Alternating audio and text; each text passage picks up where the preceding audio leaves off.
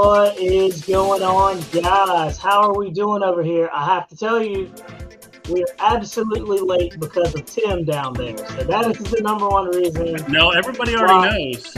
If why you scroll back this show is I muted him.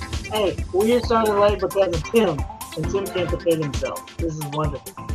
So yeah, this is exactly what's going on. All right. So what's going on, guys? Hey, Tim, can you hear me? Yeah. All right, there we go. Yeah, Guys, what is going on? Man, I gotta say, it's been a good day. We're like closer to Friday, and I just may, all that kind of rhymed, and it wasn't supposed to rhyme.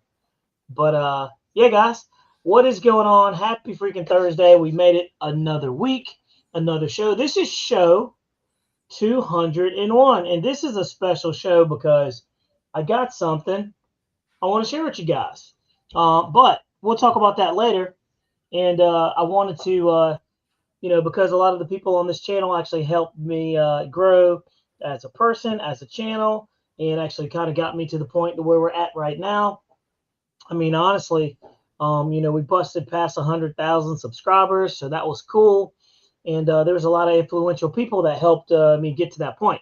You guys that are actually in the chat are actually some of the people who have stuck by me in the very beginning and are still rolling with me right here. So we've got RC Pilot Will over there to my right. We got Tim right down there. And we have a special guest that you guys have never even met. Maybe some of you guys have. What do you think, Tim? You think some of them have met him?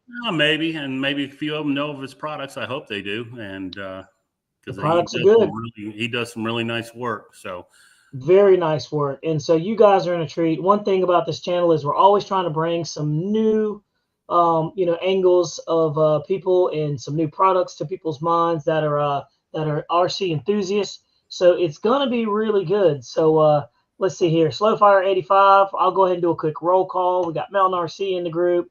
Slowfire 85 is in the house. By the way, Mountain RC was the first in the room. He's like always the first. So big shout out to Mountain RC. Connor RC Airplanes, what's going on, Connor? He came out and flew with me at the field. What was it, 2 weeks ago? Ronnie, what is going on? We've got Jay Custer in here. Keith Dunn, what is going on? Always a pleasure. Josh Bunn flew his F4 Phantom, and I want to see the video of that, Josh. I know you got video of it, man. You gotta share that with us. So was that at Flying Tigers, Josh? I was going to be down there, and then. Man. Weather permitting, and then I had a couple incidents with employees not showing up for work on Thursday and Friday last week, so I had to not go. Hey, that's the joys of owning your own business. It's right. It has pros and cons, and when the cons hit, they normally hit when you want to go somewhere. Completely understood. We got Omaha Air Defense in the house. What's going on there, man?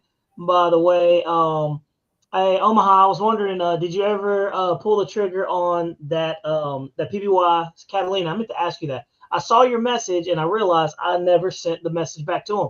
I literally had text messages to him, and for whatever reason, I didn't hit send. Somebody already bought one of those and posted it on Facebook and already painted it in the military scheme instead of the Coast Guard. It looks awesome. Isn't that amazing? That's amazing. I mean, that airplane has so many possibilities, but like I said, we got a special guest here, and we got Winston Brown into the house. We've got 3120 downforce. Winston Brown, always glad to have you in here. 3120 downforce. We always like it when you're here. He always has good and exciting things to talk about. And let's see here. I'm trying to keep up with the conversation, man. It's Joy Lowe. What's going on, Joy? Good to have you in here, all the way from Oklahoma. Man, we got people from across the place. So let's see here. No, not the HSD. It was the PBY Catalina, I thought is what you were talking about. The Avios. And let's see here. I'm looking. Yeah, Josh Blunt said it was a great time, by the way. So yeah, I'm sure I missed out as usual. And by the way, we've got Jeremy Stolt that is broadcasting live remotely. From what jet event are you at, Jeremy? Can you guys hear me? Yeah, we can hear you. All right. Okay. I don't know what my signal's going to be like. All right. Well, anyway, we're in Grantsville, Utah at the Bonneville Jets event. Man. This is what we got going on. Let me see if I can reverse this camera. Boop. Nope. Doesn't reverse. Uh-oh. You got to do it manually. Man. I think that internet's going to let him down. Man, we see all those jets right there. Yeah, you got to come out of the trailer, buddy. Oh, yeah, there's half the problem. You're in the metal trailer, Jeremy. Stop. There we go. Yeah. I had to.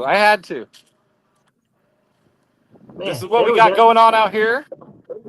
That's the Banana Hobby trailer. We have model P45s. We got L39s. We've got the Razor for Pacific RC Jets, the F-18, F-16 1/8 from Jet Ruler, Mini Hawk, F-86, big F-16 from Pilot, and the Griffin. We just got 3 flights on her today. She flies awesome. Pretty excited to guys show you guys some footage when we get an opportunity. This is what we got going on. Again, everybody's kind of wrapping up for the day. Hopefully you can see. We're gonna spin it around. This is the Casa El Banana Hobby Ale for the day. Hey, that's my A10s. Get your eyes off of it. You don't need that. You don't need it. Look, we got one flight on it today.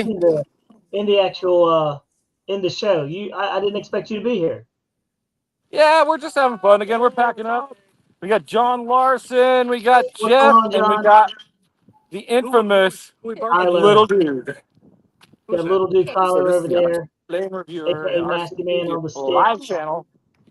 But anyway, this is what we got going on, guys. We've got a absolute open area, middle of nowhere. Look at that awesomeness. Man, you give me and Bobby some open space like that, we'll be tearing up out there. No doubt. I don't believe you. Yeah.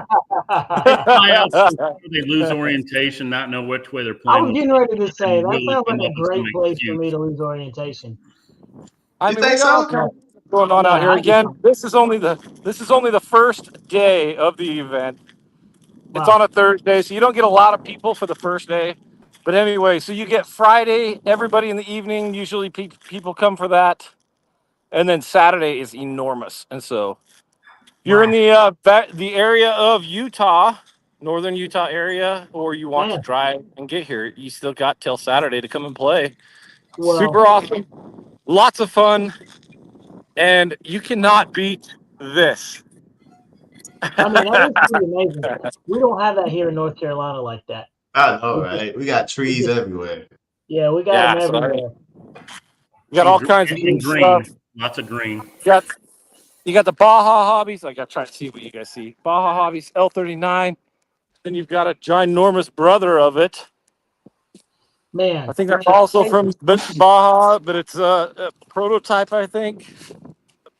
I'm pretty big. Jealous, boys.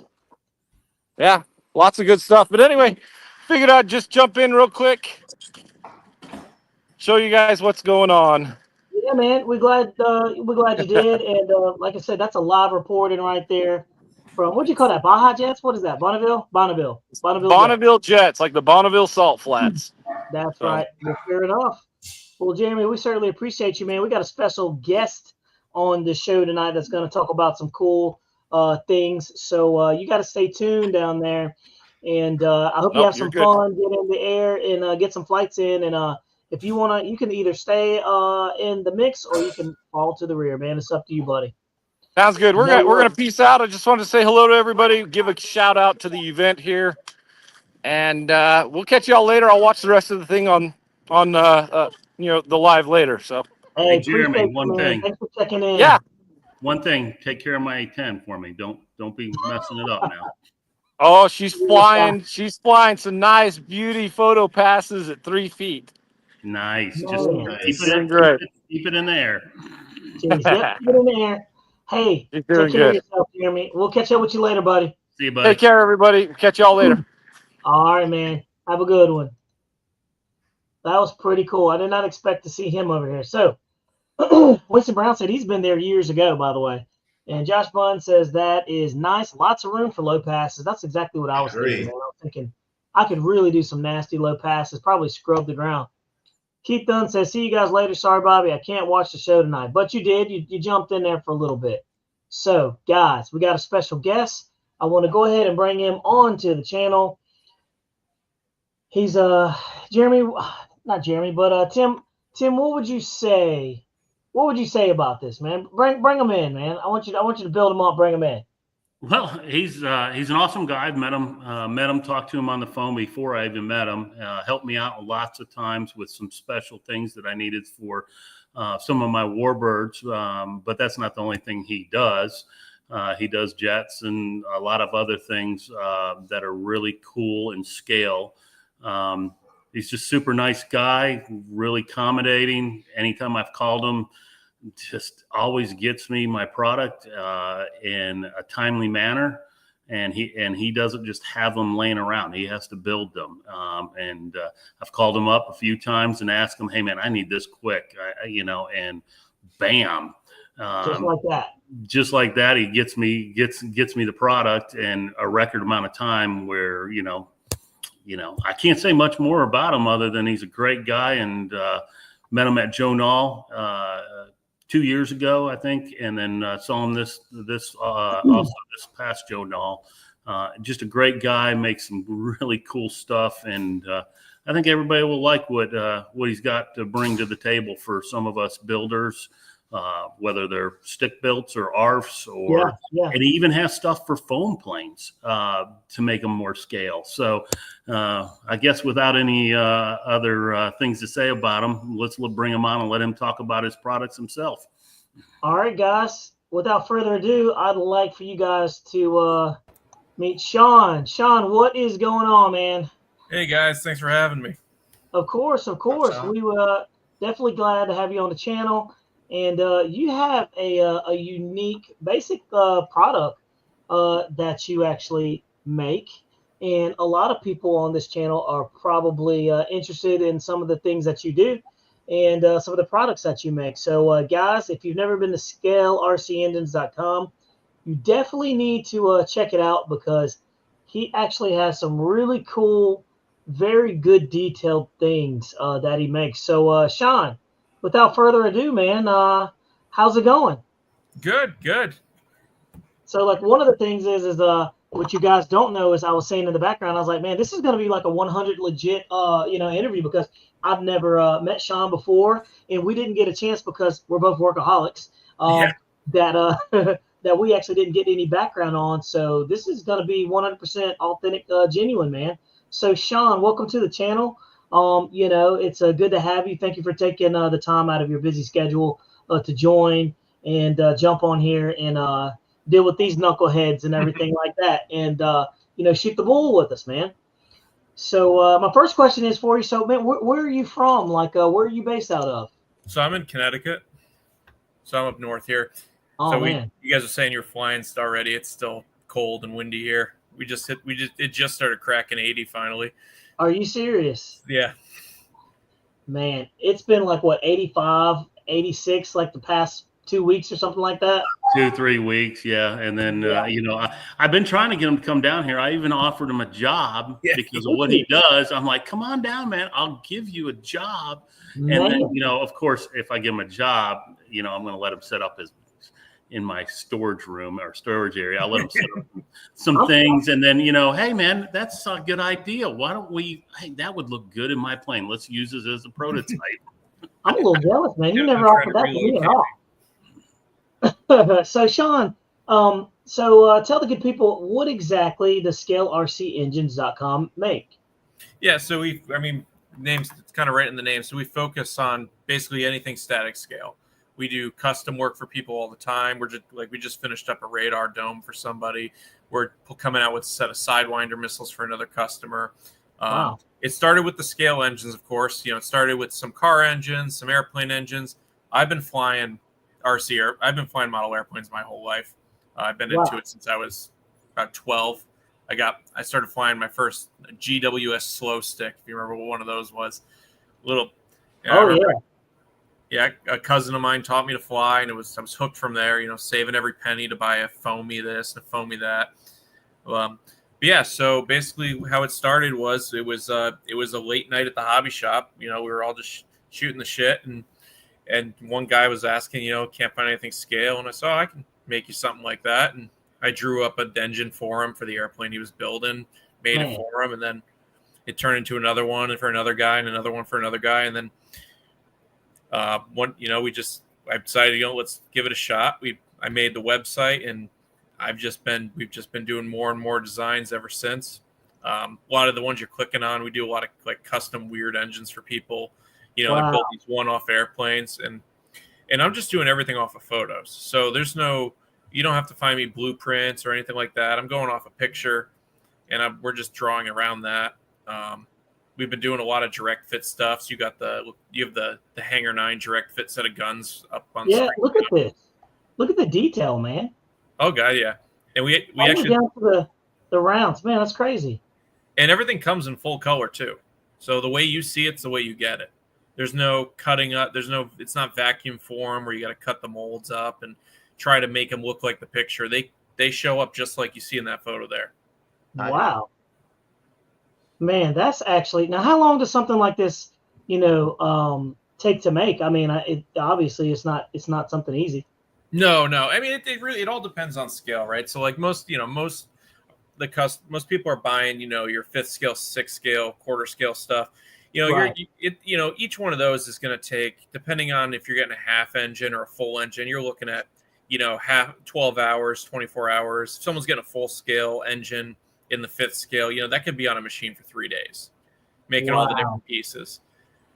And we try to optimize everything to keep the prices down because, I'm in the hobby. I know what it's like to try and you want to scale it out. You want to make it look as good as possible, but that's right. Not everyone has deep pockets. So we try and keep the pricing as reasonable. Now, this is pretty cool because I actually have one of these right here, the Fokker D7. Yep. And I do have this, and I love that you guys actually put this right here because you're like, this is what it comes with, and this is what you guys got. I mean, that's just a massive difference. Yeah, that's one of our top selling direct fit sets. So look at the detail right here, all the way. Oh yeah. Unreal, man. Man, it makes me not even want to look at this. This right here hurts my eyes. This is right here is pleasing to the eyes. Yeah, and those guns you run earlier are guns for it too. Really? Yeah, they're dropping ready. You just put them together, and there it is. Right there's the plane right there. Man, I don't fly my plane enough. This makes me feel like I'm neglecting it. That's a really nice, and that just makes it. Yeah, and the cockpit for that is really neat too. Really, really neat. Jeez, look at that. Unreal, man. It really does make the airplane. It presents itself really nice. Yeah, look at the cockpit right now. The one to the left up. That's for the T-28. Let's see here. Oh, right here. Okay. Look at this. And honestly, the price is really good for what it is. Yeah, people can't be upset because you've got shop pay. So if it's expensive to you, then you can break up the payments right here. Oh yeah, it's all, and you can pay PayPal, credit card, whatever you want to do, right through the website. There, you don't have to email me. And we also, like I was saying, we do the custom design work, but we also do the custom scales too. So if I always tell people if you're ordering an engine for a round engine, just take the measure, just measure the cowl real quick. Email me if it's an in between scale. So, if it's not true quarter, not true 5th, just email me what you need it to be. I'll send you a custom link. It doesn't cost anything extra. I do the custom sizes for free. That's another World War I airplane part. So customer actually had me make that for him. He needed it for half scale. Good customer down in Florida. I'm just really impressed at the detail. I don't think I've ever seen anything like this. And so right when you think you've seen it all right, let's look at the scale pilots. That's cool. Yeah, so we're Warbird pilot dealer too, so you got them there, and then we have the skull head option for all of those. But then we have a one really cool product you got there on the bottom right corner to the right there. So that's what we call personalized pilots. So if all you do is you send me a picture of you, and I could turn you into a pilot that goes in your airplane. I'm putting myself in all my jets. I mean, and look, for the price, it's actually a really nice price. It's affordable. Yeah, so there's a $150 design fee the first time, but then I save you off in the system, and you're there forever. So after that, the price drops right off, and Look at that. We can go real big, real small, whatever you need. Man, you can't see me over here, but I'm absolutely smiling because it's pretty cool. Like, that's just neat. That's actually funny right here. I actually like this. But yeah, so we got the skull pilots and everything there. Yeah, that's actually pretty funny.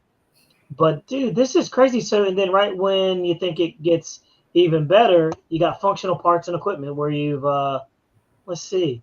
Yeah, so we have our one connector for now. That's a really big seller. That was someone asked me to design that, and basically what it is it's your receiver packs. You know, if you don't want to take them out of the airplane, instead of having to bury the wires or or charge through the switch, this is a backed plug that you just screw to either the inside of the airplane or you put it in a hatch, and now you can balance charge all your batteries that are inside the airplane.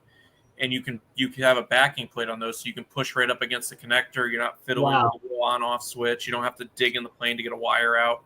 It's just right there, mounted up nicely. Amazing. We sell a ton of those. Yeah, I was going to say I'm like already sold on this, so I'm actually going to order some of these from you because I'm all about a clean setup, but I'm also about like leaving stuff in planes and that kind of thing. So that'd be great for my my life batteries that I'm flying in my flight packs and everything.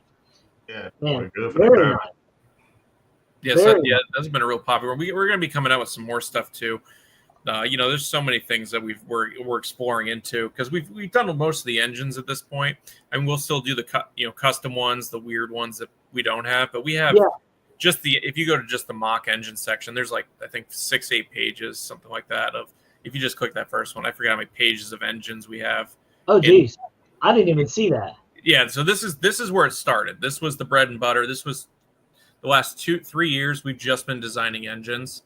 And then the last 2 years since then, we still do, we still release an engine here and there, but we've got most of them done. So from here, now we're doing more direct fits. We're leaning hard into the cockpits this year. We've got probably 5 or 6 cockpits that are being designed, are designed, or in final stages.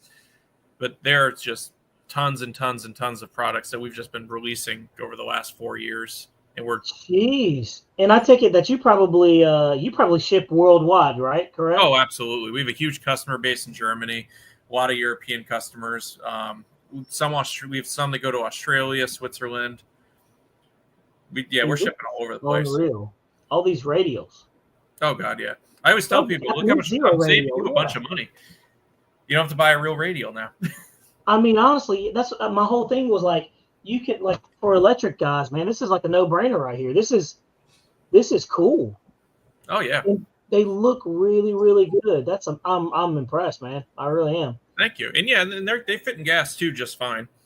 Yeah, I've got you've done that. Well, the latest one was my Seagulls Corsair that I glassed, and we got that dummy radial for it, and we resized the cowl because the cowl on the Seagulls was actually made for a Sato 90, and I was putting what did I put in that? An EME 70 with an auto start, and I just called Sean up and said, hey, here's the diameter. He said, give me the diameter.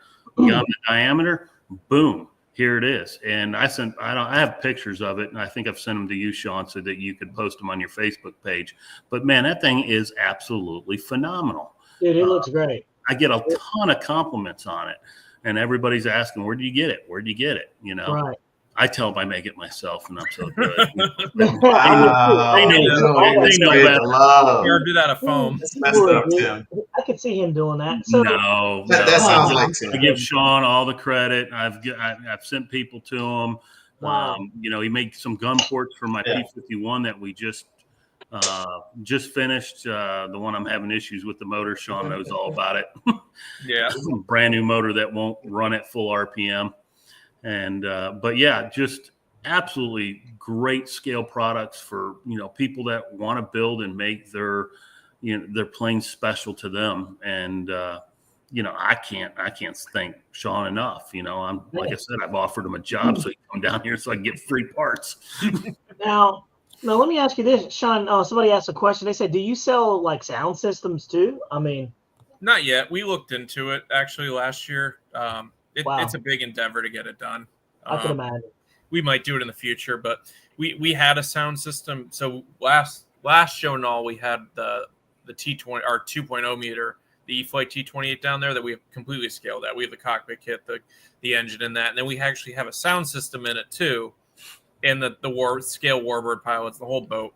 And people were asking. We were talking to a couple vendors that we work with to try and put together some sort of sound system. It might be something in the future, but we're not doing it right now.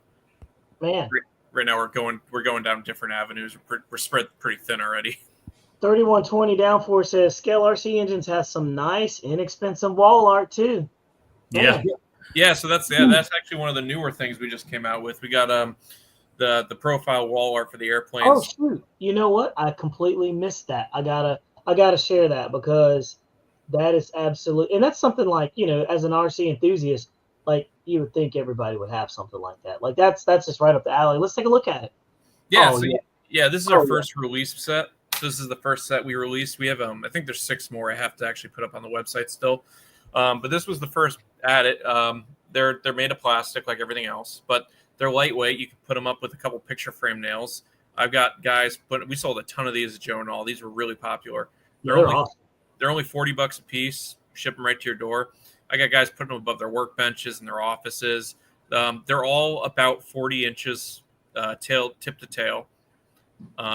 So it's depending on how thick the airplane is, they're all about 40 inches long.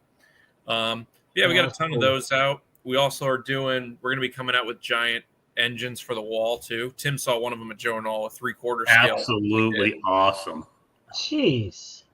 Cool. Yeah. I mean, I wanted one, but I'm like, my wife will never let me hang it up in our house. Man, the one we had at the show had a 4-foot prop on it, and it was sitting there. It sits there and spins. Are you serious? Yeah, I think there's a picture on our Facebook page. But I don't have it on the website. That is crazy, man. That's just unreal. I mean, I'm blown away. Tim, I appreciate you pushing this on, man, because I had no idea. Like, this is just pretty cool. The nice thing is too is he makes stuff for the foam plane. So like the T28 e-flite T28. You can get a dummy radial if because he's right there's the picture. Yeah. So he shows a picture of what it comes with and what you can replace it with. So it's that one right there, and the second from the right there, that row, the middle two are the cockpit kit. Up one. Yep, up one row. Yeah, so there's your 2-meter cockpit kit and engine set. Yeah. And then on the outside of those is actually the cockpit kit and engine set for the 1.2 meter foamy. Wow. Dude, it's unreal how realistic it looks, to be honest with you. That's actually pretty cool.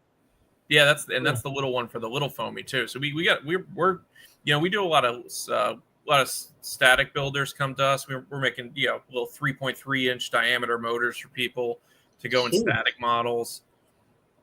I mean, look how it makes it look like. You can give them you can give Sean the diameter of the center hole that it needs to be, and he can, like he did on my Corsair. So he already had the hole as wide as I needed it, so I didn't have to cut it out. I think. So we could so this is the same engine you just had up on the screen there. We could punch a bigger hole through the middle for your prop hub.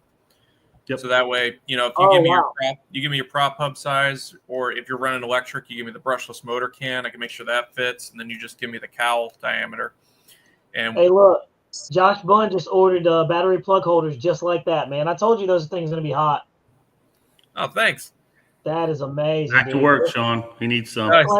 Just like that. I'm telling you, those things right there are amazing. Like those holders are the things you need when you need them. Like for any airplane.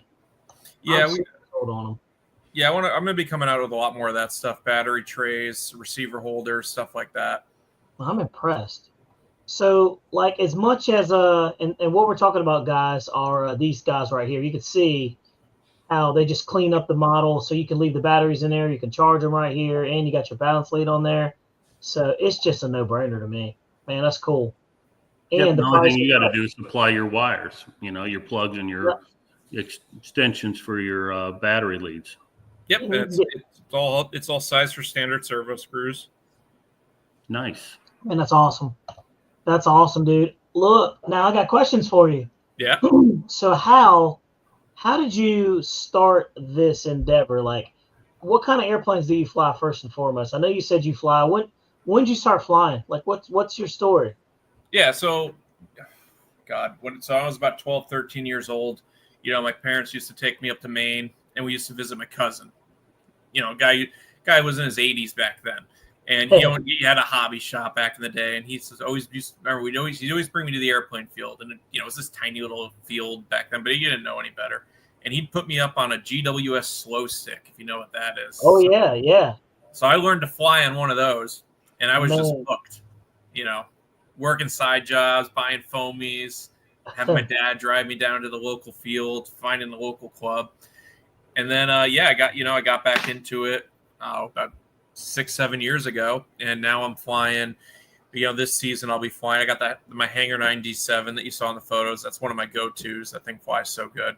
I got a yellow aircraft Zero that I flew a little bit last year, but I'll be flying mostly this year. That'll probably be my go-to for the year. Nice. On top of that, on the bench next is going to be my Dornier DO335, the big ESM one, the pusher polar German bird. So I found one of those that I'm going to put together. So you're definitely a 110% warbird. Yeah, I have like a stunt biplane, and I have like a decathlon and a giant Cub, but most of the time I'm flying warbirds. Okay. And so you started flying warbirds, and then you saw this need for these radials, because I guess people were pretty much asking you to. It started off slow, I guess, right? And then it just grew. Yeah. It started one night at the hobby shop. So the local hobby shop we go and hang out at. It started as could you make? One of the guys knew I had a 3D printer, and I did design work, and I'll make you one. Yeah, sure, let's give it a shot, and made one. And then he went and the guy I made it for, he had me make 2 or 3 different engines for him. And then he ended up bringing those to Joe Nall. Right. And I put a website up together real quick. And then that drew, he just had a little table on the flight line, and he was telling people. Wow. Then I started designing more and more and more and more. And then, the website just kept growing and growing and growing. We had the Facebook page. We post every time a customer sends us a picture, we post it on the Facebook page, so you can see like what you can do with the product. Wow. How you can get realistic with the products. And it just, it's just started then we got put in the magazine, the AMA magazine once or twice, or 2 or 3 times now. We started advertising more and just building the brand. And it's just gotten so big. At this point, the biggest problem is just keeping up with orders. So do you have any employees? Or are you doing this all by yourself, Sean? So my partner does. We have 2 small kids together. She does this full time. She runs the machine. She's doing orders, shipments. She's a blessing. Thank God for her, because she frees up all my time to do all the sales, the new product development, and have a real job. On top of all of it. So it's her full-time job, but it's I moonlight it, and I'm doing all the the answering everybody, the emails, the questions, the support. So people don't really understand how much time it takes to do something like this, right? Like, how many hours a day do you think you stay actually just trying to keep up with orders, making orders? Like, what's a normal day for like a manufacturer of people who make these scale like engines? Like, what's your normal day look like? Yeah, so like I was saying, like my fiance, she's doing it full time while watching the kids. We have 2 small kids, so it was easier just her to stay at home. But she's in here 3, 4, 5 hours a day, and I'm coming in here 2 hours a night. A whole day. I'll have a 12-hour day on the weekend at least, if not 2 during the busy season. Like springtime, like right around now, I'm in the shop for just catching up every weekend, probably at least 12 hours a weekend. Man. Just trying to keep up.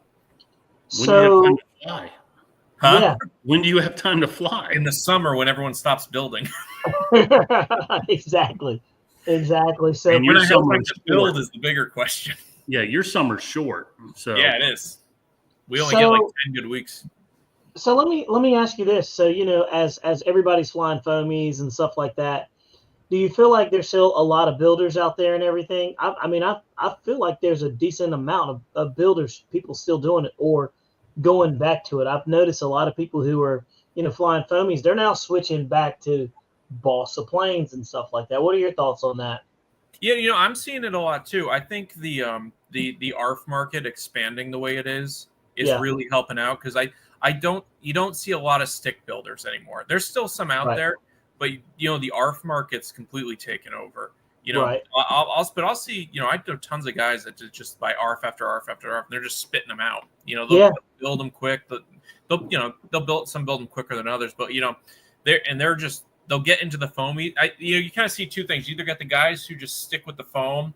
They don't want to go big. They just want, it's a hobby, but they don't dive in. They don't dive in 100% and go crazy.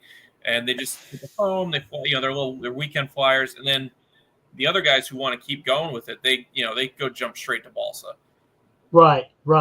Yeah, that's kind of what happened to me. I started from balsa, jumped to foam. I was like, foam's cool. Jumped back to balsa, then got into EDF jets, and then I'm like, okay. And now the pendulum swinging right back to balsa. You know what I mean? Like, that's just my favorite thing. So, and then you got Tim over there showing off all his warbirds and whatever. And so I'm like, man, I gotta get me one of those again. So. Yeah, the warbird bug is serious. Once you get it, you're like, well, I don't have that one, and I don't have that one. I want that one. I saw this one. I got to have that one. Yeah, man. So I've been trying to talk Sean into a Black Horse BF 109, and he's like, I gotta get one. Well, sell me yours. Awesome. No, I'm not selling you mine. It's my favorite plane. Yeah, sell me yours. It's already done. Yeah. So let's take some questions that you guys have for Sean here. Dunson Henry says, Sean, I want to interview for your business. I can answer phones. How about that? So he wants to answer your phones for you. How about that? Let's see here. Let's see. Hexpeed says, let's say those look awesome on your planes. Yep, so you got a lot of people that love them. Oh yeah, we have a huge customer base at this point. We've been doing it. Last 2-3 years, we've really just exploded in the market. Hamilton Hanger said we need to get him a logo for his business. Absolutely. Absolutely. I got a logo right here. There it is. See it? There it is. He's got it. Hey, Hamilton Hanger is 3D printing these right here, right? The logos. Oh. So this is the thing, dude. You get the logo, he'll 3D print it for you, and then you got the chain to go around your neck of the channel, man. Pretty cool. So that'd be cool. Yeah, he fired those away to us. I thought that was pretty cool. So that was one thing I thought was pretty cool to see. So let me ask you this: how many? If I can knock this thing over, that's probably gonna happen. How many 3D printers do you have running? I mean, they're running all the time, right? Oh yeah, 24/7. And then once a week I reload. So part of the reason it's over the weekends it's so much work is because I load it up for the week. So there's ones that aren't, so they break a lot too because I'm running them to failure all the time. Right. But there's usually 10. There's usually between 10 and 20 printers running all the time when there's less breaking. It really fluctuates based on what we need because the other thing is like when I'm making the small stuff, that's a completely different machine set up completely different to run tiny stuff. Whereas this monster, this will never run something this big. That's for the big stuff only. So, so if depending on what the order queue looks like, I might have all the small ones running, but the giant one's sitting still, or that one's running. The small ones are always running actually. And then, but the medium big ones don't run, that kind of thing. Gotcha. So it depends on what the orders are. Reese was asking, he says, is it difficult to design that though? Oh, absolutely. I've been doing design work for 10 years now. That's what I do professionally. That's what I've been doing for my day job. I am a designer. I also have 2 other people designing for me too, because as you can tell, I don't have time. So I have 2 other designers, one local, one not local, that are, just do design work when they moonlight it when they want to, kind of thing. Because we're all nerds here, Hamilton's like, what kind of printers are you running? Are they just basic or like high speed? I mean, obviously. Yeah, so there, the short story is I pretty much kill all of them every 2 years because they're running nonstop. So you get like 2 years ish out of a printer before it dies. So we started with a fleet of Prusas. Those all died. We went over. we started having these custom ones made locally from this guy I knew that were high speed for the time, and Wow. and those started dying, and it was harder to fix them because they were all custom. Then we started moving over to, now we're slowly moving to bamboos because they're more readily available, they're fast, they print good, and then we have our specialty machines for like the big stuff, like this guy over here, and stuff that has niche, really small stuff has its own custom machine over there for Gotcha. we're talking 3-inch motors where you still get the cooling fins, and like a motor this big will still take 12 hours because it's got to run so stupid slow. How much filament do you run? Oh, I order like 100 spools every 3 months. Oh my gosh. And that just lasts you 3 months? 3 to 6, depending on like 3 months for all the colors. I order my silver in bulk. I have it made there's a company out of China that tweaks one of their colors to make my silver color, because I couldn't find anything on the market that was good enough for what I wanted to produce. So I have this silver made for me. Oh. And so this I buy 100 spools at a clip, and that'll last me like 4 to 6 months, but I probably go through 100 spools of all the colors every 3 months. So what you're telling me is your UPS man knows you by first name? Yeah. This office does. That is funny, man. So, I'm pretty sure the electric company knows him too. Oh God, yeah. Oh, he probably needs his own grid. Oh so God, it is bad. This, let me tell you. So you're doing this out of your house? Yeah. Right? So I had a power run. So like 2 years ago, I had to have an electrician come in here and build me printer rooms, and upgrade the panel, do the whole yard, because I couldn't. Jeez. I was pulling too many amps. Yeah, you can only get his house on 4 phase. Yeah. His house is on 4 phase instead of 3 like everybody else. Yeah. Yeah, I got So it was. We started doing the math, and it was. I have 7 legs of power run to the printers by themselves, like 7 individual breakers. Oh my God. You can only run 3 of these per breaker safely, and they're all on 20 amps. The big one's on its own. That's like running a table saw. When that's on, are you kidding me? It's the same. It's pulling the same. That's a printer right there next to you with that orange thing on it. Yeah, it's a printer. Holy cow! So I got one question to ask you: has the police, especially the narcotics officer, showed up at your house? You're drawing so much power. You think not yet. Running a meth lab in there. Yeah, exactly. You're like, what is going on? And how come every time he turns something on, the whole grid is like drained and going all like Christmas Vacation when he plugs the Christmas lights in? That's what I was thinking. Yeah, that's what it's like. Like the movie. That's crazy. Look, by the way, you got a question. Josh Bunn says, I need battery plug holders for 3S EC5. Is that something that you could do? Yeah, so we got the EC3s out right now. We've been meaning to get back to that. I've been asked for the Dean's one, the EC5. We'll be going back to that soon. You got another question. Do you paint the coverings as well, or is it just in the filament? It's all color. So the only things we paint. So we have a weather coating on our website that's an option. So we'll darken any of the silvers for you. We'll airbrush it black, but it's all that color you see is the color plastic it is. The only painted part is the dashboard and floor on the D7 are hand painted to look like wood, but everything else is the solid color of the plastic. That makes sense. Hamilton's Hanger says, bamboo baby all day. And I have 2 P1S's. That's what he's running, his rig over there. Very cool. Yeah, I run that one carbon. But have you looked at that H2 that they just came out with? Yeah, I wouldn't put the laser in it. I don't know how I feel about burning wood inside my printer. But the overall printer looks great as just a printer. I mean, I think they tried to, everyone's got their own opinion on that machine. I think they were just trying to justify their price point with that price. But I tell people I always tell people, I'm like, you go to that company, it's like they're still half the price of the next printer that's just as good. Yeah. So it's let them charge that much. They're finally just charging what they should be the whole time. Jeez, that's crazy, man.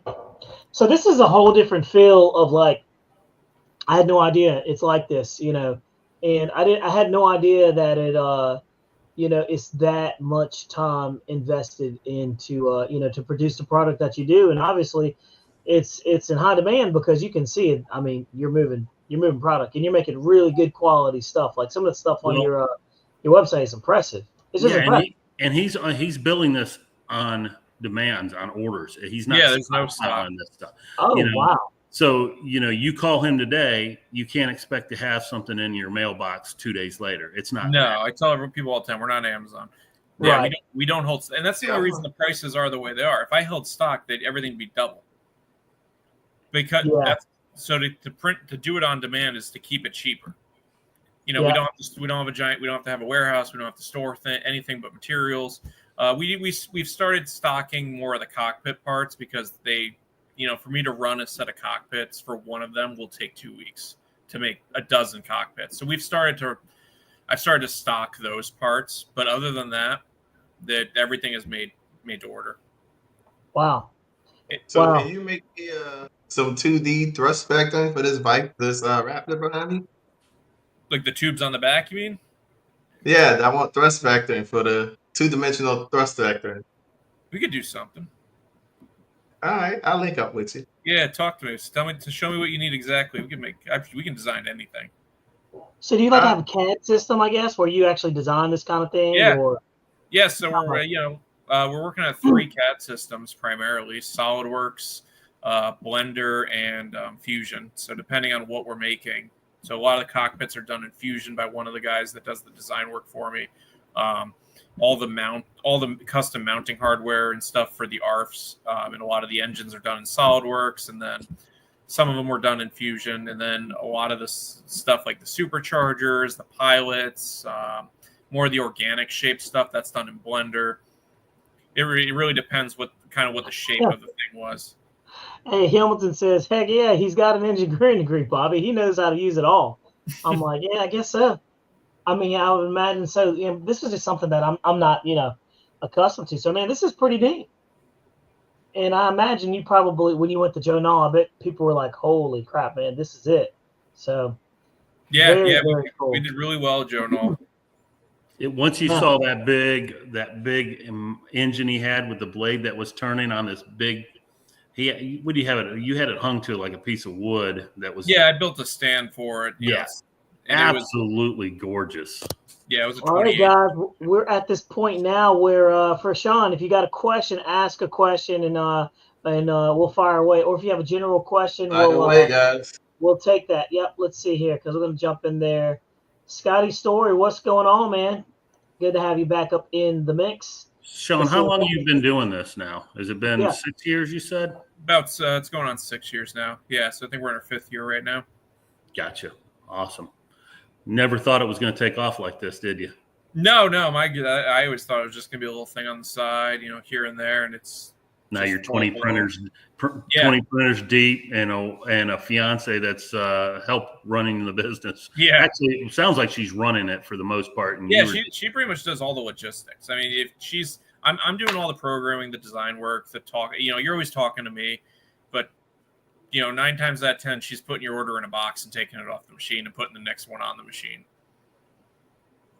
So she knows how to run the machines too. She could change them over. She changes them all over. That's cool. It's a big help. Yeah, no, definitely. He says, love your stuff, dude. Can't wait to get pics of all 3 together. That's awesome. Yeah, Brent just put one, I think, I can't remember what plane it was, but he's got several planes with your motors or your dummy radials in them. So Hamilton Hager has a question.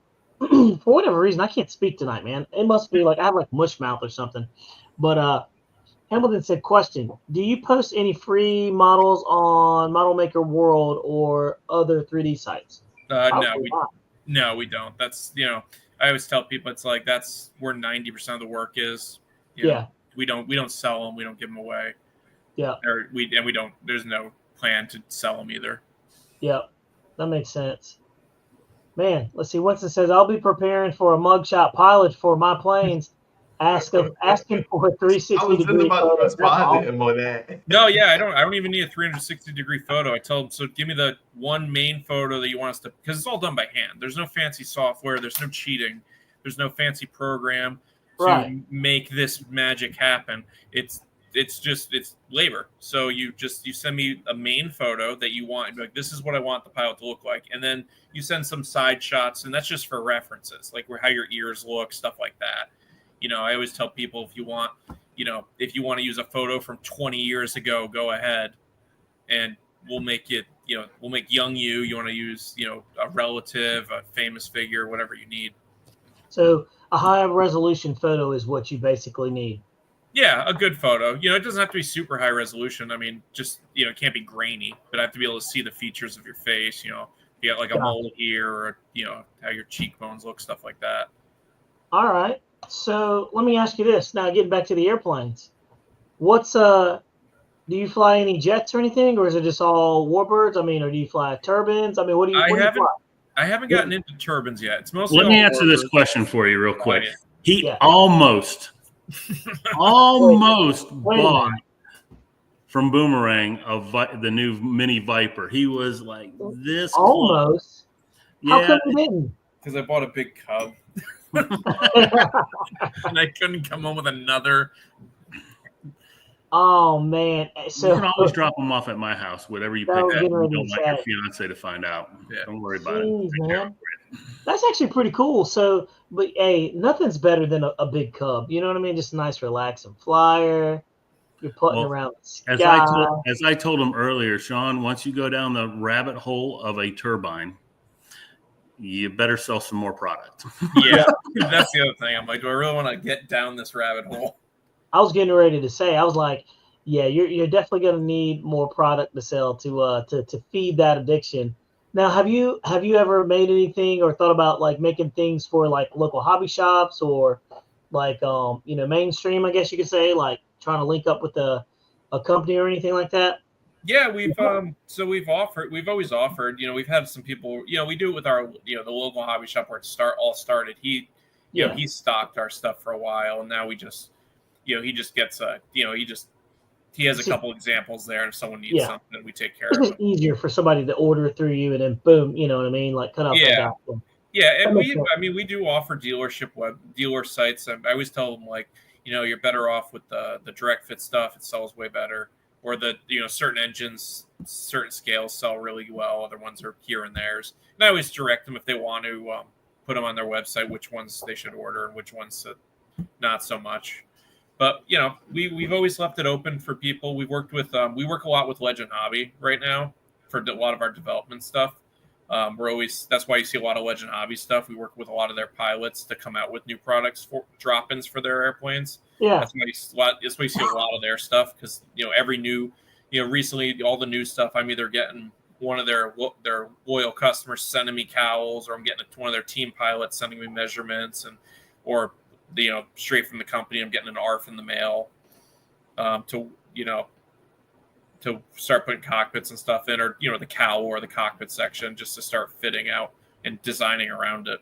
Yeah, I mean, he's going to help me out this coming fall. I've got a Top RC 0, and the cockpit is just disintegrated for the most part from the sun.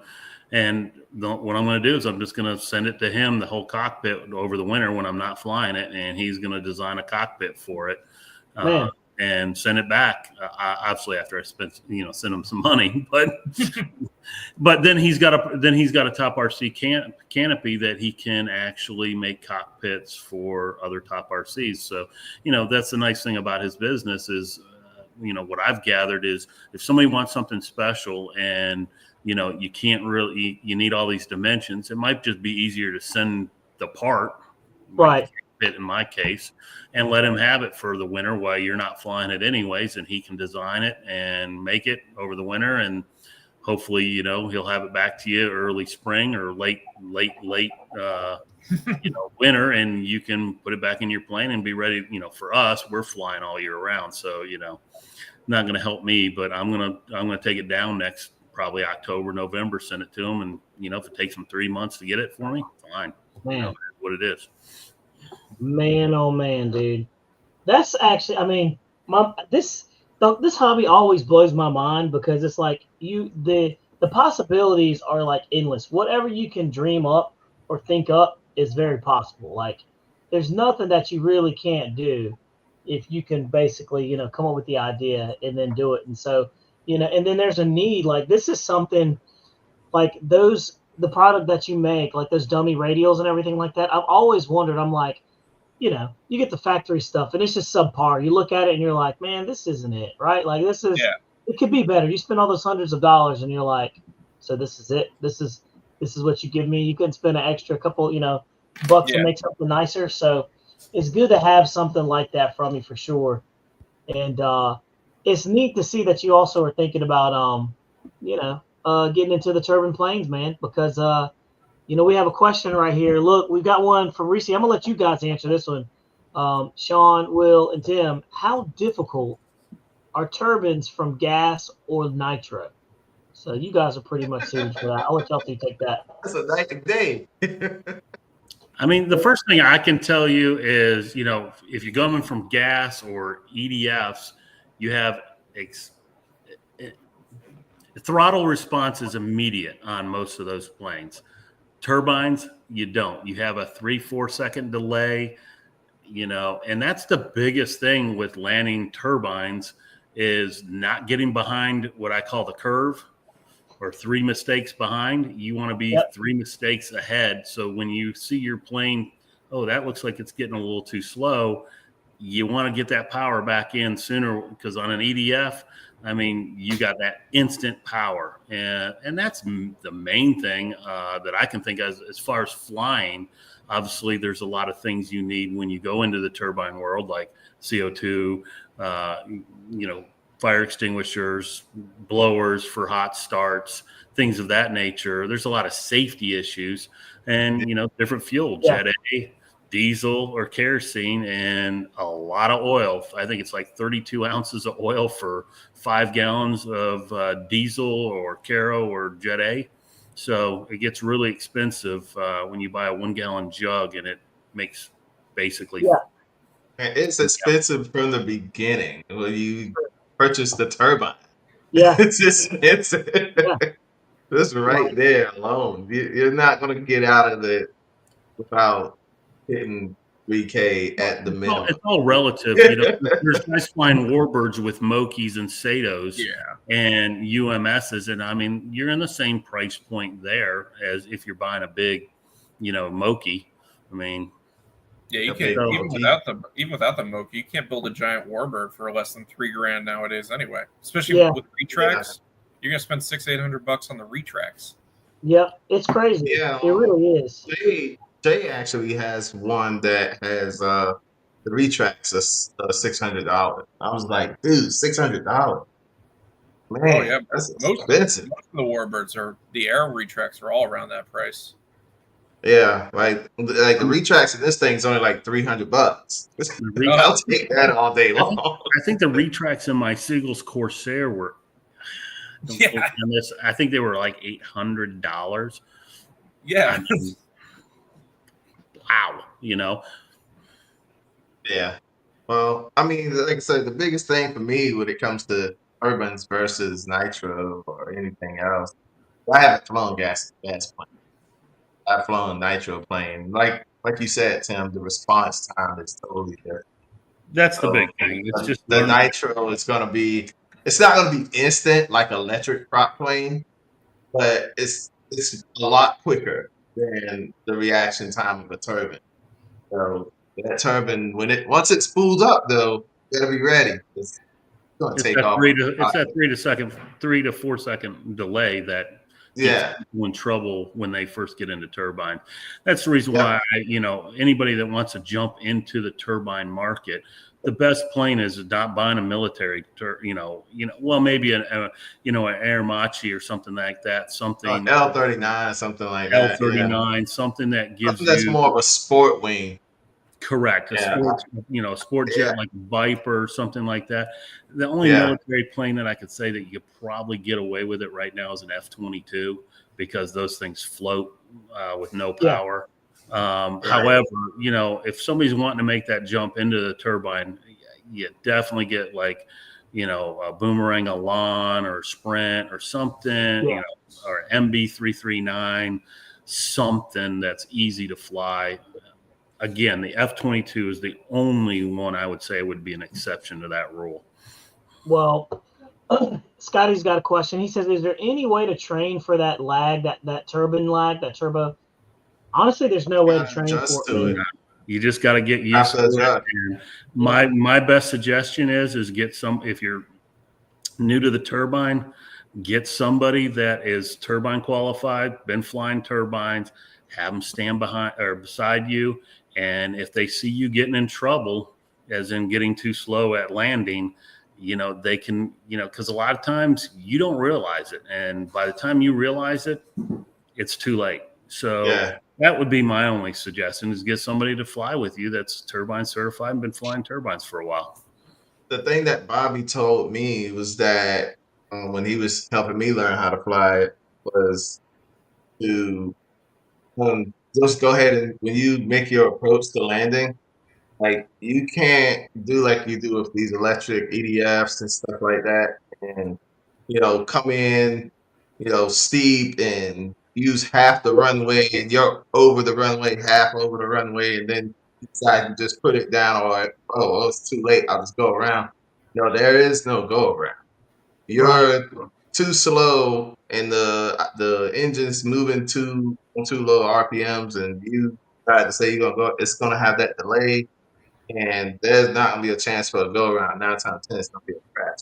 Not to say that to scare you, but it's just you got to learn to go ahead and get that sucker down low to the ground way before you get to the runway, so you can start be on grass before you get to the green, so you can go ahead and commit to sitting it down. Like you have to know that your landing is going to be a committed landing. Yeah. Or you even come in. If your approach don't look right, just go around. Your approach looks good, then go ahead and set it up and commit. Hamilton said, you got to call that go around very early. Yeah. Very early. You got to. Scotty asked the question, can you create a throttle delay on an EDF to mimic that of the turbine to prepare? Nah. You're better off just getting on the turbine and just learning it. And just doing it that way, because as you're flying around, you're going to be throttling up, throttling down. Like you'll know by the time it's nothing to be scared about either. It's not like it's a drastic change. You know what I mean? You just have to know that it's going to take 4 to 5 seconds for that thing to kick in. Or you got to hold it flat and level. If you've driven a car with a turbo on it, it's the same scenario. You got to spool that turbo up. I had a car with turbo, and mine was chipped out pretty good. No. Don't tell them that, because when you come out the gas on a turbo engine, you can slow it down because you got brakes. Well, you're not flying either, so you're not flying either. But at the same time, like, okay, this is my thing. I started off with this is coming from a beginner, because you guys have been doing this. So I started off with the what's that, Bobby? The 105 L39. Yeah. The planes fly the same. One just flies much faster, and the throttle response is totally. So you just if you start off with, say, for instance, like Tim was saying, the L39 and what was the other one you called, Tim? MB339 or like MB339 from Boomerang, something like that. Yeah, say if you get a hold of something like that and you fly it as an EDF, and you're gonna know how the plane flies. It's gonna do the same thing, in my opinion. When I went from the 105 L39 from Banana Hobby to the turbine Banana Hobby, it's gonna be the planes are gonna fly the same as far as the catcher. It's just speed and getting the throttle right. You got to go ahead and cut that throttle down while you're on the back leg. Before you start turning in for final, you got to cut that throttle back there. You can't wait till you turn in for final and drop the throttle. It's going to be too late. Go around. So let's move to the next topic, shall we? We've been killing this one pretty good.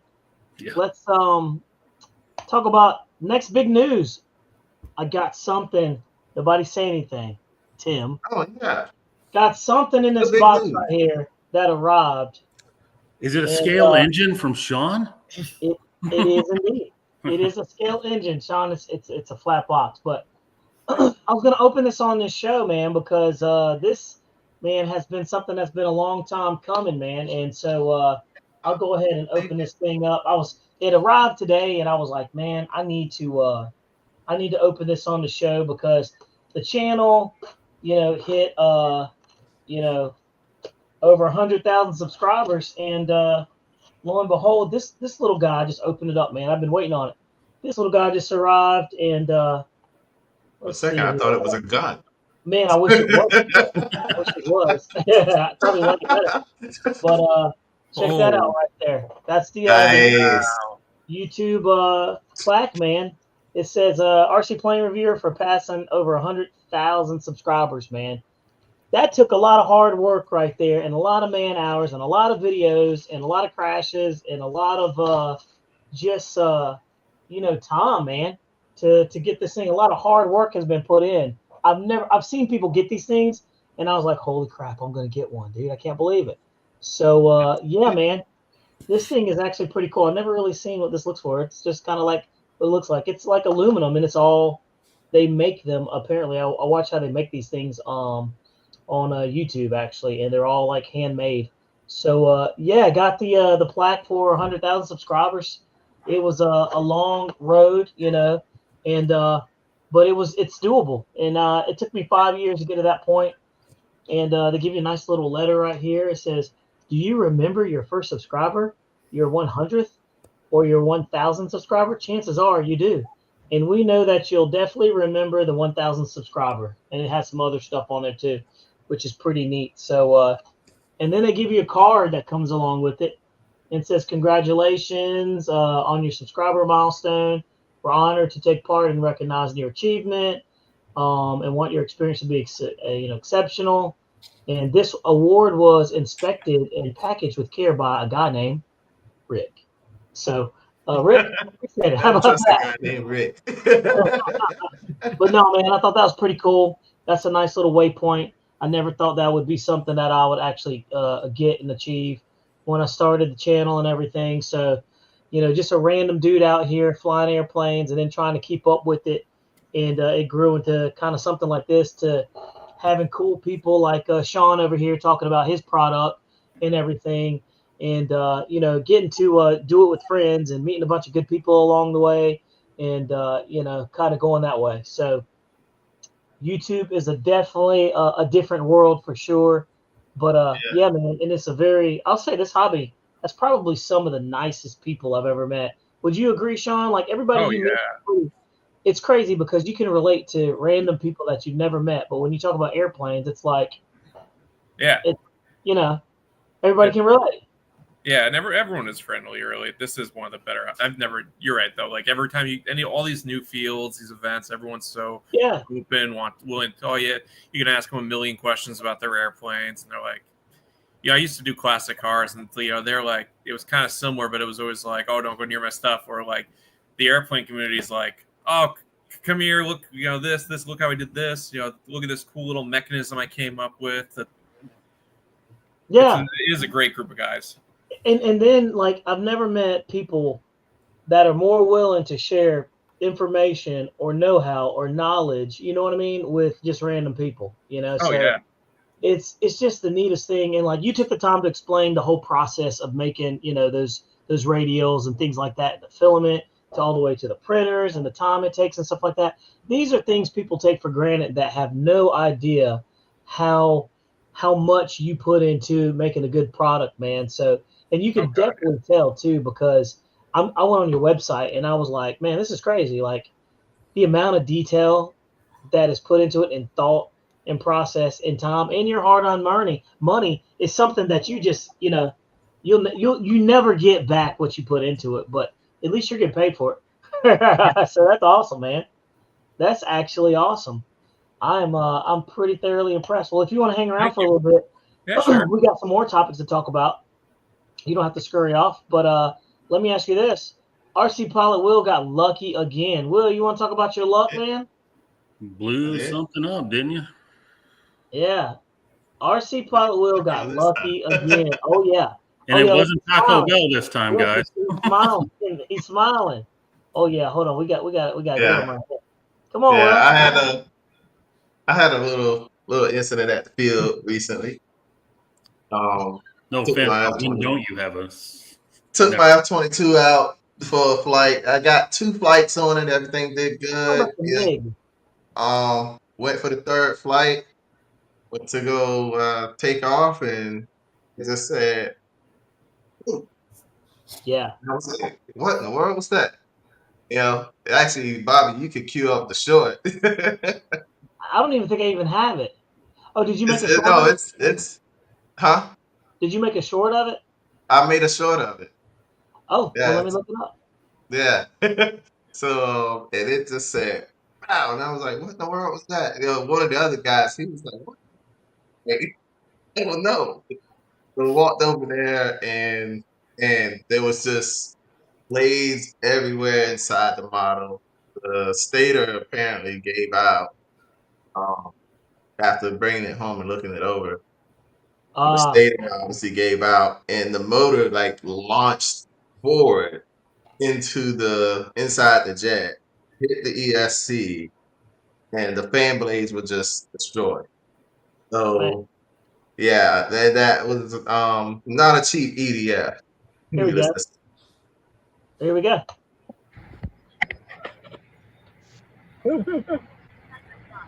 You got lucky it didn't happen when you got off the ground, though. I did get lucky it didn't happen off the ground. All right, there we go.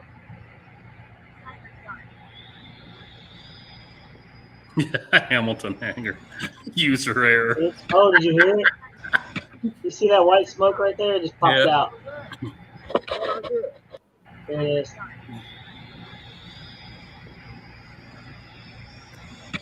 Yep, you see white right. You even hear it. Pow. Yeah. Pop. What the heck was that? Something shot through that thing, Will. Oh, wow. That's Joe. Hey, Will, you should have got the turbine version. I told you up front, buy the turbine version. Holy. Yeah. That was the EDF. The EDF just gave out. Oh my god! Look, the cool thing is that airplane is in excellent shape, dude. So much that airplane is amazing. Wow. Yeah, I got it. Man, wow. It was crazy. So, you know, these things happen, and we show you these things. We're not making fun of Will or anything like that, but we're just showing you this is real world stuff. I've had an 80mm do that, completely detonate, like that. Yeah. We are making fun of them. Don't deny it. Hey, look, hey, Josh Blunt says, "Don't worry, it'll buff out, Will. It'll buff out." Yeah. Nelson Henry said, "Papa Will out here doing limbo." Josh, he should have just got the turbine version, like me and Bobby told him to in the first place. He wouldn't be having this problem. You know, we did tell him. We told him. He didn't listen. Look, we told him. I'm still buddy boxing with Bobby to fly a turbine. Yeah, I can't even fly by myself. So we're buddy boxing the heck out of that thing too. Yeah, go get your waiver, buddy. It ain't that hard. I'm waiting to get my appointment, man. I'm waiting on my appointment date. But here's the beauty of it. You want those kind of accidents to happen on the ground. So you're fortunate it happened on the ground versus in the air. You know what I mean? Yeah, because if it was in the air, or if it was on takeoff. Yeah, climbing. That would have been bad. I was waiting for him. I was waiting for Omaha to say something. He said, "Jesus, good God Almighty." I was waiting for him to say something. I was like, "Where's he at?" I know he's gonna say something. Omaha always saying something crazy. Yeah, Josh Bunn says, "Yes, it will burn to the ground if you don't have it, and you don't have to fix it. So if you have a turbine, it'll burn to the ground, and you don't have to fix it." We've actually seen that. I saw that with one of his airplanes, a picture of one of Josh's airplanes that actually do that. But yeah, man, it's you know, it is what it is. But it's a part of the hobby. I came from RC cars, man. You see what he said? RC cars is expensive. Yeah. Hey, by the way, let's push on to the next topic while we're pushing right on. The SE5A, guys, that little airplane is absolutely amazing. It's an amazing flying airplane, and I'm wondering if I didn't upload the video, of course, because I've been procrastinating. But let me tell you, that thing is an amazing flying airplane. Sean, are you familiar with the SE5A, the little foam one? Yeah, my buddy bought it actually. Dude, what are your thoughts on that thing? Have you seen it? It doesn't fly like an SE5. It definitely doesn't, dude. Not with a 4S in it. Will, I was flying it on 4S. Will, you saw that SE5A fly, Man, right? It's rocking out. It was almost as fast as an EDF jet that was flying. It was almost as I fast. kid you not, it was probably flying almost as fast as a Viper 7. Yeah, it's the craziest thing ever, dude. But it was so cool, and I never expected it out of that little airplane. I looked at it and I was like, "You got to be kidding me, man!" I wasn't ready for it either. Yeah. First time I saw it fly, yeah. It's the funnest little airplane I have ever flown in a long time, dude. So I was like, I was just amazed by it, honestly. So, guys, if you haven't actually looked at that airplane, that is one that you really need to look close at, because I'm trying to pull it up as I'm talking, but I wish they had that on that Father's Day special. I might even buy one. Well, while we're talking about that, I was going to talk about that Father's Day special because if you look behind me here in this box right here. You got an MB339? No. Nope. I got a Twimber. You got one of them? I got one of the Twimbers. I had one before, and I was doing a review on it, and I was flying it perfectly fine, and then it went like this, and then went like that. And long story short, we found out the elevator servo went bad in it, and I never came back to it. And I always was you were flying that on Will's IX-12. No, man. This was pre-wheel. This was pre-wheel days, man. Yeah, these are pre-wheel days. Oh, I got to bring it up. That was pre-wheel days. And so, like, literally, long story short, I sent it in, and they told me it was a bad elevator servo, and they sent me a brand new model. Yeah, so I never visited that one back again. And so I wanted to go back to that one because, it's a timber, right? And they've come out with every single timber, and I'm wondering, why not an EDF timber? Like, why haven't they done that? They have everything. They have every timber that you could possibly think of. All they have to do now is literally stick an EDF unit on top of it, and it's a done deal. Like, they covered it. They have like 20 different timbers, man. It's crazy to me, but hey, if they come out with the EDF version of it, with it sitting on top of the wing like that, they got it from me. I want credit for it. I want royalties from it. I want something. Kind of like that Carf glider turbine. You see that thing? That thing's awesome. The turbine comes out of the glider. It's awesome. I had one of those. I had an electric one of those, and it would pop out, and when you throttle up, and then when you shut the throttle down, it would go back down. And I wish I had that thing. Wow.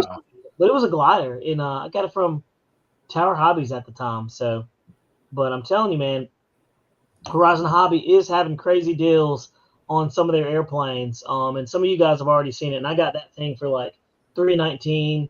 And I mean, it's not a bad airplane, so I'm gonna take that bad boy up, and we'll do a review on it. We'll do a second chance review on it and see if we can give it a fair shake. And one more question too.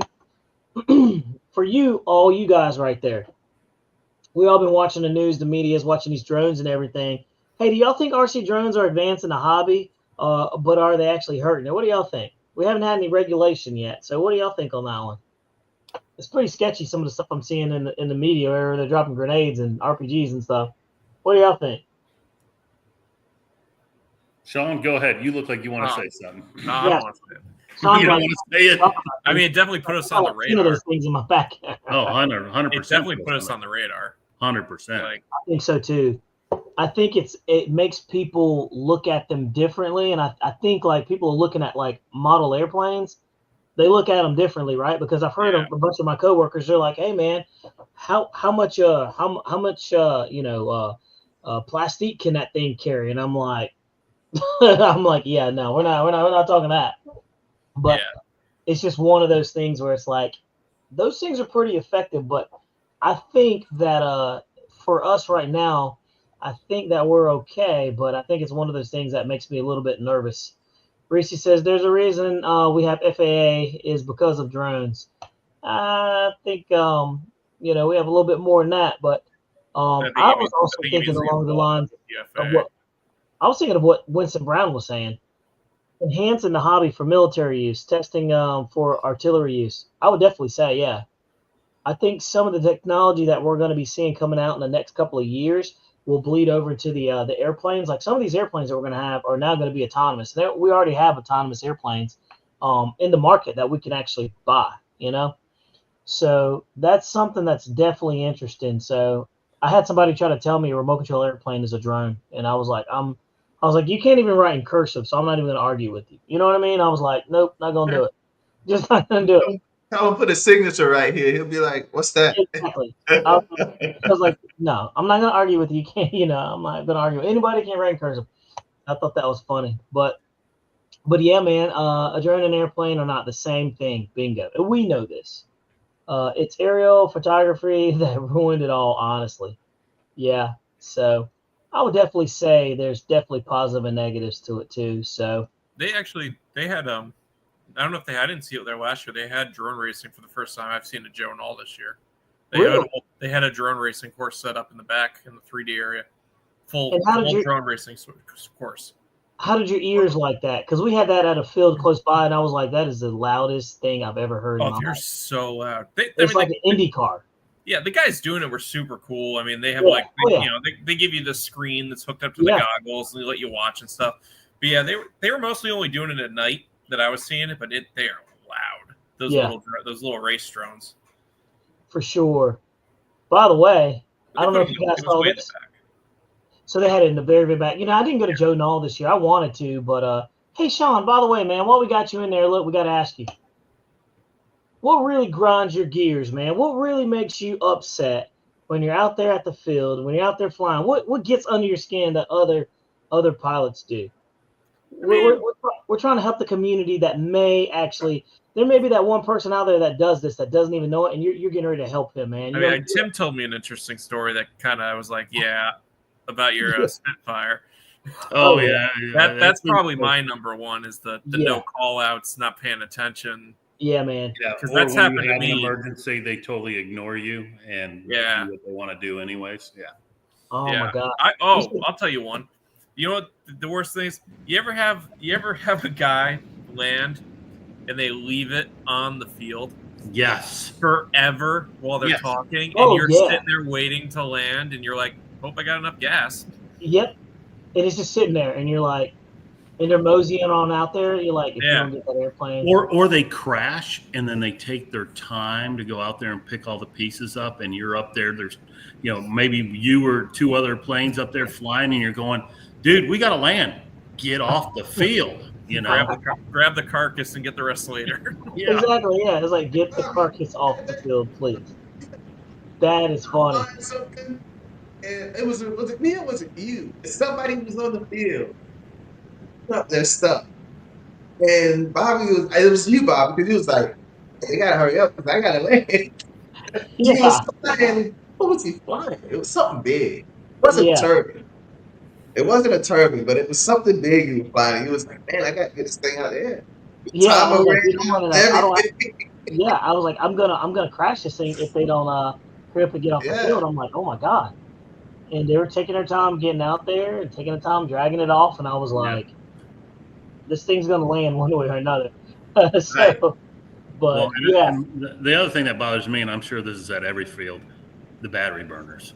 The guys that never stop flying, they land, they throw it, they take their battery out, they stick another battery in, and you're sitting there going, I'm getting ready to fly my giant scale warbird, and you're flying a timber or whatever, and I don't want to be up with your timber, whether you're a good pilot or not, because we're totally different classes of aircraft. And what I mean by that is cost. And I don't want to have a midair with a $400 plane versus my, whatever.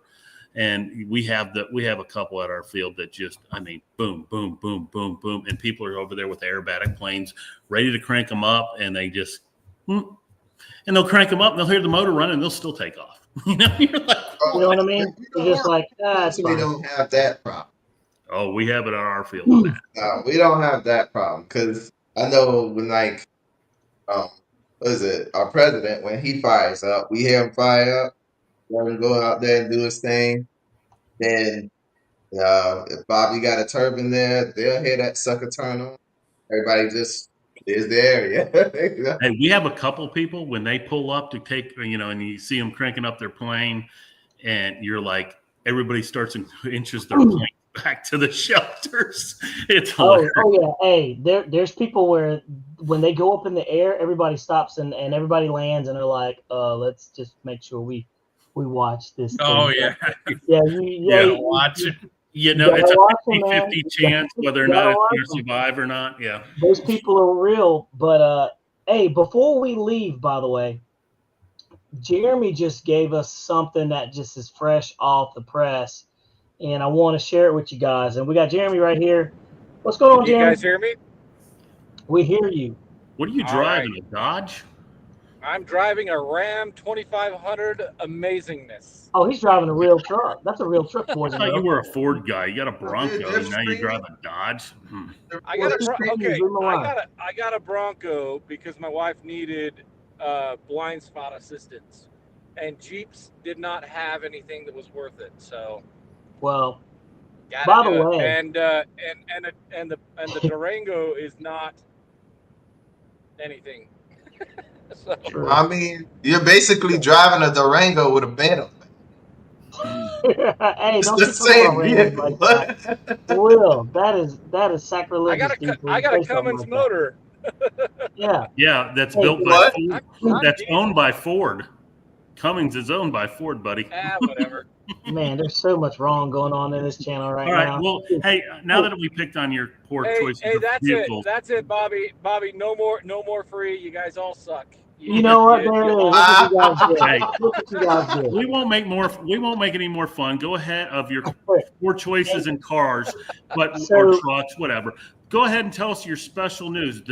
Is something in port? Is something in the warehouse? Come on, let's hear it. So, look, I actually talked to Carrie, by the way, this afternoon before the show started. And let me tell you, man, she's funny. She is just a funny person. But she was telling me some really good information about products that are getting close. Lots of good products from Banana Hobby that we've all been waiting for are getting closer. And so, yeah, I wouldn't be surprised if we heard something within a reasonable amount of time. And I mean, like he's trying to take the spot. I just checked the website and it's not there yet. So yep. Like I said, let's let Jeremy tell us because you're stealing his spotlight here. Go ahead, Jeremy. Tell us the news. This is a minute. But this is Jeremy. Talk to us. This is the conversation that the news is that a container is coming with some stuff in it. Yeah. Exactly. I was trying to tell them that, but they weren't being nice. That was it. Being mean. All right. So look, he has graced us with the Jet Ruler JAS flight, guys. Let's take a look at the video. This thing is fresh off the press. He just sent it to me and was like, "Share this," and I was like, "Absolutely." All right, here we go. Take a look. Look at that. That looks clean. Oh my God. Gripping. It's gripping too. It's gripping. It's gripping the air. Look at that. That was only 60% throttle, guys. 50? 60. That needs a hearing aid. And what motor's in it? What did you put in there? Is it a 190? Jeremy, what turbine's in there? I hate this area. Oh, he can't. It's got a 140 in it. A 140. Okay. Wow, See, look how smooth that thing flies. It's stable. It's so locked in. Oh, that was clean. Yeah, I was waiting for it to do a backflip. But you notice how it's almost like it's like alpha in there, like floating on the air. Yeah, it's nose up attitude. Exactly. But it's like it's carrying it. It's hard to explain. Yeah. Vertical, see how much throttle we can climb. Wow. Man, you got that thing slow. Yeah. Oh, there's the back. Oh, I thought I was going to do a back. Nah, he didn't back. Yeah, it looked like it was almost a snap. He back rolled. He didn't back. Yeah. All right. That's what I said. Back Almost around. Like Nice a gentle. and level. Give it a good shot. All right, he's coming down the line. full throttle here. Money shot. Bringing her in, bringing her down. Look at that. I think it jumped here. Here we go. I don't know why. No, it's a cut video. Oh, okay. Bringing her down. But So dude, you're only that is getting a nice shot a right little bit. You just gotta wait for the final cut. Wow. Man. Well, Jeremy, that was cool, man. That thing looked like it flew amazing. So what's your initial thoughts, Jeremy? Tell us. It flies absolutely amazing. Hopefully Now, you Sean, can how do hear me you because not guys want are frozen. something like that? How does that not just grip you, dude? And you're like, you know what? I need something like that in my life. I You like know? It is amazing. I'm telling you, it's crazy. That is pretty cool. Bill Wagner said that's killer. Chrissy says I like the Rafale. Let's see. I want a VH70 so bad. Whole lot of C17s coming. The J20, I'm hoping. Bill Wagner, yes, it is. Let's see. I'm telling you, man, there is a lot of good stuff coming from Banana Hobby. So, like I said, the conversation I had with Carrie was very fun. She's just a fun lady, man. She's a ton of fun, and she's super it's very interesting because like you would never think that she runs that business, but she's so serious about it. One of the funny things she said, and it's interesting hearing somebody in this hobby. She was like, she's like, not everything is about the money. And Jeremy, you've heard her say that too. And I'm like, that's just interesting to hear in this world of tariffs. She's still trying to be balanced about everything. So I thought that was pretty interesting to hear. It's just kind of neat and refreshing to hear that kind of stuff. So, but guys, with that said, we're gonna punch out of here. We've been going for an hour and a half. We've already gone 30 minutes over what we normally do. But I certainly blame that on Sean.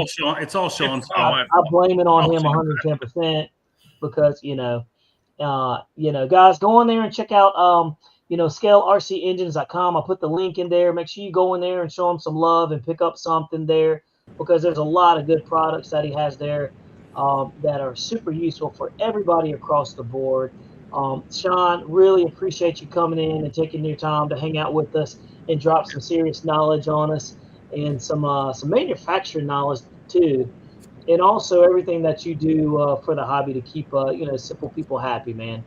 No, thanks for having me. I really appreciate it. Yeah, don't be a stranger. You got to come back, man. You can be a resident of the channel. You just got to, you got to boot Tim out of here. You get Tim out of here, we're good to go. You know what I mean? We get Tim gone and we're good. But just remember, don't work for him. Don't work for him. But other than that, before we punch out, you got anything, Sean, you want to say to close out or anything? Keep flying, guys. Keep building. Tim, you might have tempted me into one of those turbines. I don't know. And congrats on that. That is really impressive. I appreciate that, dude. I am. I'm not proud of a lot of things, and that's something to be proud of. I don't gloat about a lot of things, but I am proud about this, man, because it just represents a lot of hard work and stuff like that. And I remember before my dad passed away, I was telling him, I was like, hey man, I think I'm gonna start me a YouTube channel, and he was like, do it, never, hey man, don't do it or anything like that. So that was like one of the things that I promised that I would keep doing. I always make goals and try to see them through to the end. So a lot of cool things, a lot of hard man hours in there, and hard times, and good friends met and good friends lost, throughout the way. So, but other than that, Will, you got anything to say? Man, never mind. All right. Just kidding. Hilarious. Yeah, I was like, dude, took him too long. No, for real. No, for real though, man. Hey, thanks, guys. I'm saying Bobby's a good friend of mine, and thank you all for supporting this channel. I've been here with him now we've been flying together now for what, 3 years? Almost, yeah. Yeah, almost 3 years. So yeah, watching him do his thing, man, and I'm always for everybody winning. So same thing with Sean up here. Don't forget to go check him out. Got his website. I'm gonna check him out too. I want to see if he's perfect. Absolutely, man. Absolutely. So yeah, so don't forget to do that, guys, and hit that thumbs up on the way out, and y'all go flying this weekend. Don't crash. Absolutely. Hey, Hamilton said Will been sleeping for 10 minutes on the show. Wow. Oh man, hey, Dustin Henry said, let's get Will to 100K. Absolutely, that's the goal, man. That's the goal. Tim. I appreciate that, Dustin. Yeah, I appreciate Tim, that. you got anything? You got anything to say before we punch out of here? Yeah, man. Thanks, Sean. I appreciate you coming on and telling people about the products that you have out there. I really wanted you on the channel so that hopefully get you some more business, and Appreciate it. And appreciate your friendship. Love talking to you on the phone. He always picks up the phone for me or calls me right back when I call him. We joke around now. It's not always about business. And so I'm glad I'm talking him into a turbine possibly. Bobby, I just want to say I appreciate you having me on the channel. Of course, man. Love being on here and making a difference a little bit maybe. And just a little bit. Just a little bit. And Will, always fun joking with you, but in all seriousness, appreciate your friendship also. And just glad to have a good group of friends. And this hobby, there's a lot of good friends out there, but this little core group right here is some people I can definitely like to be around and call a friend. I'll say, man, again, I say it all the time, dude. This hobby is like one of the very best hobbies, like the most honest, where you can take a random group of dudes from all walks of life, doesn't matter anything, in their past, and airplanes in common and flying is like the glue that binds everybody together. It's just the way it is. And, I'm going to be a member of that as long as I can, as long as I can afford to, man. So there's going to be a time where I'm going to be like, oh, these kids want to go to college. And, that's going to have to be selling all the turbine airplanes, right? But other than that, we're going to keep it rolling, keep it going. And, guys, certainly appreciate you guys checking out the channel tonight. If you get a chance, like I said, check out Scale, rcengines.com. Go in there, spread some love, check them out, write them an email, tell them you saw them on the show and you certainly appreciate them. And, without further ado, guys. I got one more thing I want to say to Sean. What you got? Sean, you are cornered. You are doomed. These guys pushed me into turbine. Oh, he's done. I'm gonna push you into turbine.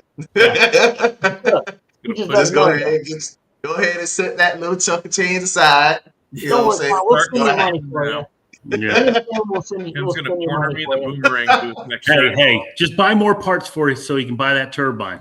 That's all we're asking. That's all we're asking. We'll call it a fundraiser, right? Fundraiser.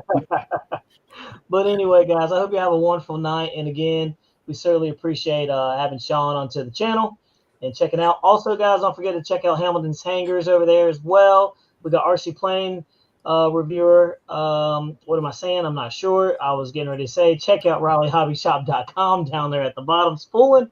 And with that said, we're out of here.